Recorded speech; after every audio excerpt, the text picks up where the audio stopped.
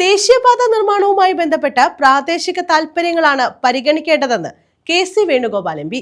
ഓച്ചിറയിൽ pillar elevated highway നിർമ്മിക്കണമെന്ന് ആവശ്യപ്പെടുന്ന സ്ഥലം സന്ദർശിച്ച ശേഷമായിരുന്നു എം.പിയുടെ പ്രതികരണം. ജനങ്ങളുടെ യാത്രാ സൗകര്യമാണ് പ്രധാനം. സർവീസ് റോഡുകൾക്ക് ഗുണനിലവാരമില്ലെന്നും അദ്ദേഹം പറഞ്ഞു. ഓച്ചിറയിൽ പില്ലർ എലിവേറ്റഡ് ഹൈവേ നിർമ്മിക്കണമെന്ന ആവശ്യം അതിപ്രധാനമാണെന്ന് കെ.സി. വേണുഗോപാൽ എം.പി. ചൂണ്ടിക്കാട്ടി. ആളുകളുടെ യാത്രാ സൗകര്യമാണ് പ്രധാനം. സർവീസ് റോഡുകൾക്ക് നിലവാരമില്ല. പ്രാദേശിക താൽപ്പര്യങ്ങൾ പരിഗണിച്ചാണ് റോഡ് നിർമ്മിക്കേണ്ടതെന്നും അദ്ദേഹം പറഞ്ഞു.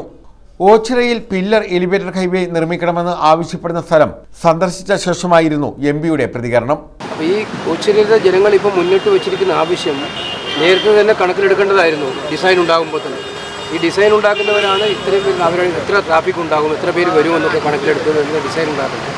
ഈ ഡിസൈനത്തിൻ്റെ പാകപ്പിഴയിലാണ് ഉണ്ടായിരുന്നത്. 2-3 സംഭവങ്ങൾ ഞാൻ പാർലമെൻറ്റിൽ ഉന്നയിച്ചപ്പോൾ മന്ത്രി തന്നെ സമ്മതിക്കുന്നു. ഇത് ഗൗരവതരമായിട്ടുള്ള ഈ പ്രശ്നങ്ങൾ ആലപ്പുഴയുടെ തീരദേശ പാതയിൽ ഇവിടെ ഉണ്ടാകുന്ന പ്രശ്നമുണ്ട്. ഇപ്പം കായംകുളത്തുകാർക്ക് അവരുടെ പ്രശ്നമുണ്ട്. പിന്നെ അതുപോലെ തന്നെ അമ്പലപ്പുഴയിലുണ്ട്. എല്ലായിടത്തും ആളുകൾ വല്ലാത്ത അജിറ്റേറ്റീവ് മൂഡിലാണ്.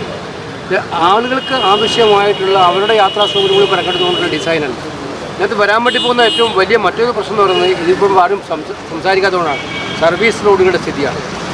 ഈ സർവീസ് റോഡാണ് 60% യാത്രക്കാർ ഉപയോഗിക്കാൻ വേണ്ടി പോകുന്നത്. ഈ മുകളിലത്തെ റോഡിലൂടെ പോകുന്നത് ദീർഘദൂര യാത്രക്കാരായിട്ടുള്ള വലിയ വണ്ടികൾ മാത്രമേ പോകുള്ളൂ. ബാക്കി നമ്മുടെ പ്രാദേശികമായിട്ട് നിൽക്കേണ്ട ആളുകളെല്ലാം അവലംബിക്കുന്നത് സർവീസ് റോഡുകളാണ്. അതൊന്നും ക്വാളിറ്റി ഇല്ലാത്തത് പപ്പടം പൊടിയുന്ന പോലെയാണ് ആ കൊല്ലത്തെ സർവീസ് റോഡ് പൊളിഞ്ഞു പോയത്.